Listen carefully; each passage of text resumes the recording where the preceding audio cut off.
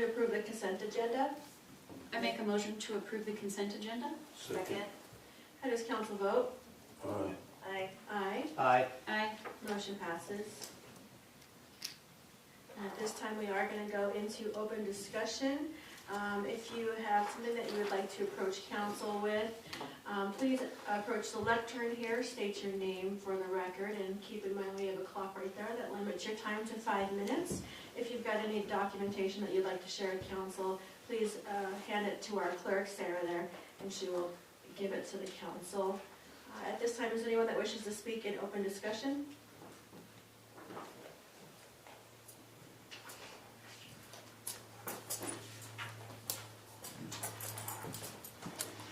You just photographs and things. Thank you. Chair. Thank you. Good evening. My name is Kevin Mortala, and the reason for being here tonight is I'm looking at purchasing a mobile home to replace mine. Mine burned down in May of last year. The photographs are of the picture of the mobile home I'm looking at buying, and it's a 94, and I understand that anything prior to 04 cannot be brought into Mills, but this one's already here in Mills, and it would only have to move like maybe 3/4 of a mile from where it is now over on 5th Street to my house, my property on North 2nd Avenue. And before I put a bid on the trailer and try to buy it, I want to make sure that it's going to be possible to get a moving permit for it. I'm on dialysis 3 times a week right now and waiting for a kidney transplant. So I'm kind of limited on my finances, but I've already been in touch with the bank and we've been approved for $35,000, and this is about the only trailer I can find in my price range that I can get. And I was just kind of wondering if it would be possible to get a moving permit for it if I can get it bought. You said your previous home had burnt down. Yes. Was that here in Mills? Yes. Okay. And did you have insurance on that? I did not. Okay. I inherited it from my parents in 2021 when my mom passed away. Okay. My family and I have been on the property since the early 1950s. My grandfather owned it, and my mom inherited it from them, and I inherited it from my mom and dad. So I'm assuming that this trailer is not for sale with that lot, is that correct? It's just the trailer? It's on a rental property is the thing, and I own the property I want to put it on. Okay, that makes sense. Traditionally what we would have, it's called a request for a variance, and it would have to go through the planning and zoning as well as our building permit inspector, because he'd have to walk through the trailer itself and really, give us his recommendation on if he thinks that it should be moved, or if we should, if he should recommend a variance. Oftentimes it's the year that has more to do with the electrical code not being up to date, which is another fire hazard, and so you can understand that. This trailer has had a number of upgrades on it. As you can tell, the roof has now got a T111 underlayment and has been shingled, so it's not just a basic metal roof anymore. Mm-hmm. It also has the 1-hour fire sheetrock inside. It no longer has the paneling for the walls. Okay. Both the front and back door have been replaced with regular house doors with door casings and that, rather than just trailer house doors. I would be interested though about electrical updates. The panels usually are pretty outdated in a trailer that old. So that's more my concern. I do appreciate that they changed to the drywall. That is more fire code safe. But oftentimes what we run into is that they aesthetically look nice, but once we get underneath the trailer and we see what's going on, it's a bigger problem that we would Right. like to see. I'm not sure how council feels about it, but in my opinion, I would recommend at least having our building inspector go and look at it. I'm aware of that, and I'm prepared for that if I just hate to have the inspection done if I'm not gonna be able to move it. And I can appreciate your financial situation as well. We'd have to have the inspections, I think, before we could make any kind of final decision. It would have to go through those inspections. I mean, the pictures just are not enough to give any kind of, How do I apply for this variance? So what we'll do is have, you'll call Sarah or come down and see Sarah tomorrow, or she's our clerk, and she can walk you through that application for a request for variance. And we can see what we can do to assist on our end. Do it at least, because you are in a situation where is it up for sale publicly or is it a private sale? I think it's a private sale because the couple was going through a divorce and Okay, they've been told they need to sell it and split the proceeds. okay, that gives me some ease because it's not public, so we're not under a clock here technically. So yeah, I think that would be the best, in my opinion, is to proceed with the clerk and try to do the request for the variance and have our building inspector just go look at it. Okay, so I can come in tomorrow and do that? Yeah, you can come in and see me tomorrow. Yeah, Okay, very Yeah. good. and then we can bring the discussion up again for the request for variance after our inspector goes and looks at it. So we'll follow up with you after all that too. Okay, thank you very much. thank you. Thank you. Have a good evening.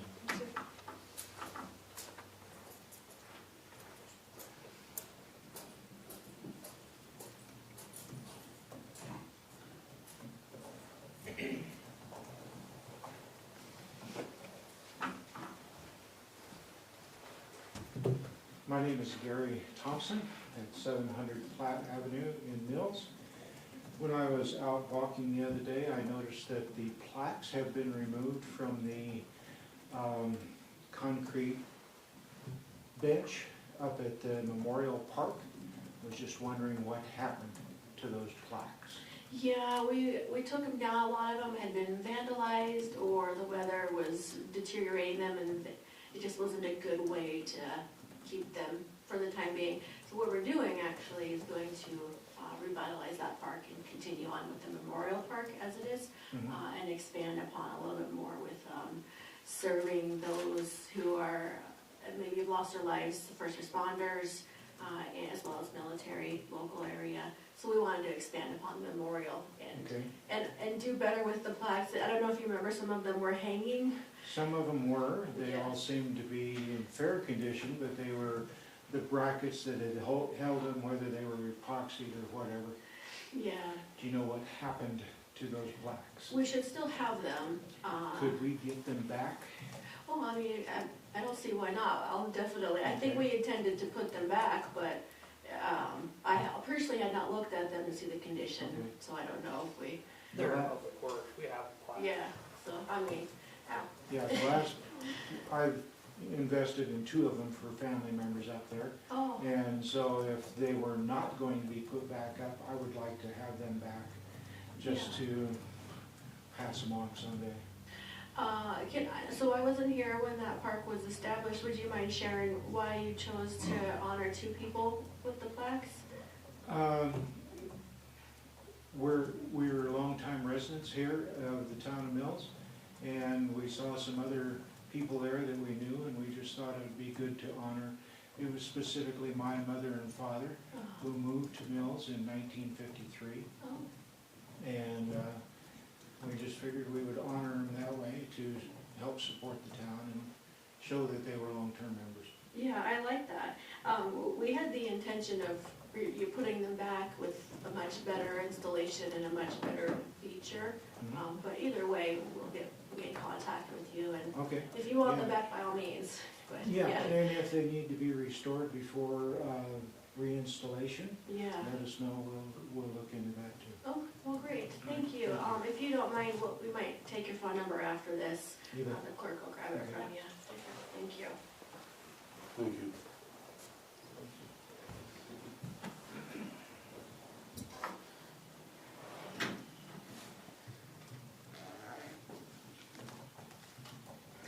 All right, no one else to speak in open discussion. We'll go ahead and move to ordinances and resolutions.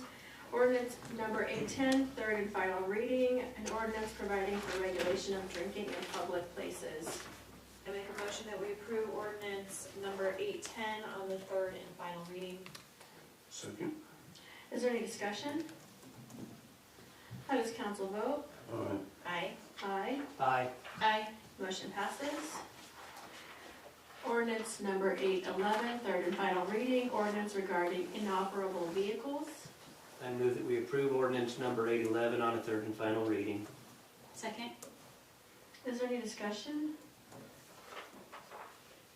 I wanted to ask Councilmember Newmiller, I noticed that you had voted in opposition. Do you have, it's been a long day. Hey, It's I've got a, seven, yes. I've got a 1930 Model A pickup sitting in my driveway, and they have their building that I'm putting up. And I'm chasing down, my family's been in the state for many, many years. I'm chasing down all the old brands from my families and my wife's families. And I'm gonna put the brands on that truck and put it out front of the building. Oh, And it's definitely inoperable, but I mean, we're not gonna be driving it anyway. But yeah. and I do not feel that they should be able to tell me whether I can keep that vehicle there or I couldn't. Yeah, I think that's fair, and after you had mentioned that, I know that there's collector vehicles or, you know, stuff Yes, that, I no, mean, I've got one in people my have 'em. garage. So, I think that's a fair comment, and I didn't wanna, Yes. Mr. Klein would back there would like to speak on it, I was like, I know I'm not, it is an open discussion, but Scott Clamp, 720 Wasatch. I see what he means. At our shop in Mills, which is commercial land, we have a Farmall tractor that my grandpa bought brand new in 27, and then a Model T sitting out there that we decorate with Christmas and Halloween and Thanksgiving and Easter and all that stuff that my grandpa bought in 27, and that just happens to be the same year my mom was born. So those items are pretty damn important to my family. If you absolutely have to hear them run, I can make them run. Because they ran when we were putting them there. But, you know, it's just, if we don't have to make them run, we just soon, I go out there every once in a while and turn them over and stuff so things don't seize up in them and stuff. But they are really a family heirloom of ours, so thanks. so the way that I read it, it's inoperable but not abandoned vehicles on public property, including streets and alleys. So in that instance, as long as it was on literally private property, we'd be okay. I can see where, I mean, my neighbor's got one, unfortunately, that is not running anymore. I'm sure they would prefer it to run, but I can see both sides of that. Is there anything that you would maybe want to change about the language? I just don't think that they should be able to tell us what we can keep on our property. We can't. And I think the way that I understand it is, It's keeping them in public right-of-ways. yeah, so It's not necessarily on your property, it's on the street, it's in the alley, so it's in those public designated properties is what this is really referring to. And it gives us an avenue to remove something that has been there rather than no way of doing that. So that's really what this is referring to, is regards to what Scott has with those being on his private property. I don't think that's an issue. And what you're talking about is not an issue. That's not what this is attempting to That's do.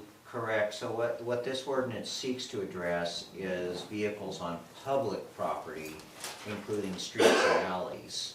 So this particular ordinance, members of the council, actually only really would address like vehicles abandoned on the street, or vehicles that are abandoned in an alley, or, you know, you could think of some other public property where you might have something, but If you have a vehicle on your own property, whether it's inoperable or not, this does not apply to it.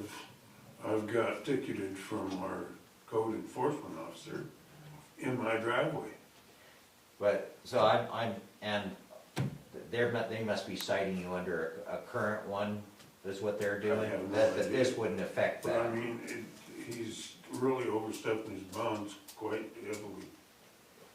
So he's citing you under He some came current to- ordinance. I've got a nephew that he came right up to the front door and put a piece on the door for the dogs barking.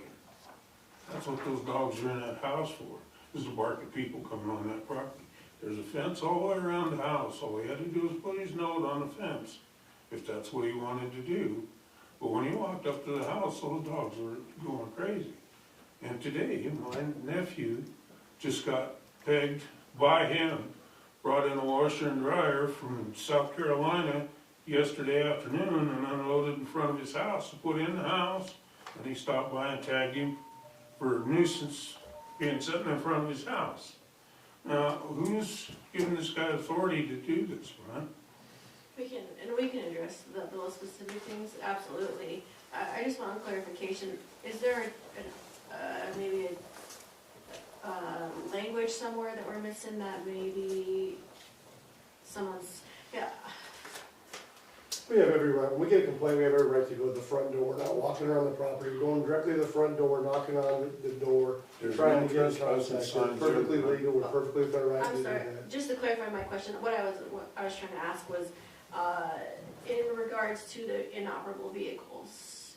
So if somebody went and tagged his vehicle on his property, is there language currently exists that? There's probably the junk ordinance, we have an ordinance for that. I can't tell you right now what he decided for, I don't know, but it wasn't for an inoperable vehicle. Okay? Oh, okay, We okay, did that strictly on the public street, alleyway, city property, stuff like that. okay. Yeah, and I just wanted to make sure, because, I mean, I've got vehicles too, so, that are on my But- property. So what this one only addresses is really abandoned vehicles on the street. Yeah. So in the private property, whatever's going on in private property, it doesn't affect at all. If there's current citations on private property, it's under an existing ordinance, not under this anticipated ordinance. That makes sense. And so, yeah, and I think that would not have this ordinance specifically would not have anything to do with vehicles on private property. Is there any other discussion with council? Scott has something.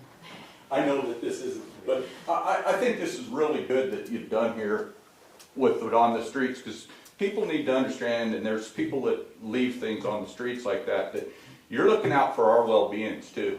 If somebody comes around a corner and hits one of them vehicles and it's unlicensed and uninsured, it's my ass.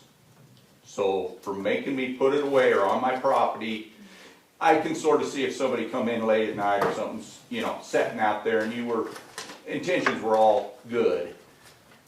For the most part, if you tell the man that comes up there that, they're gonna understand that. All of our employees have been really good about that, or you guys as employees, or Yeah. whoever you wanna call them, but, if you fight with them on it, you're gonna have problems. One of my best buddies, or one of my friends used to be one of your code enforcement guys, and if you argued with Jeff, it just started out bad. So, thanks. Thank you.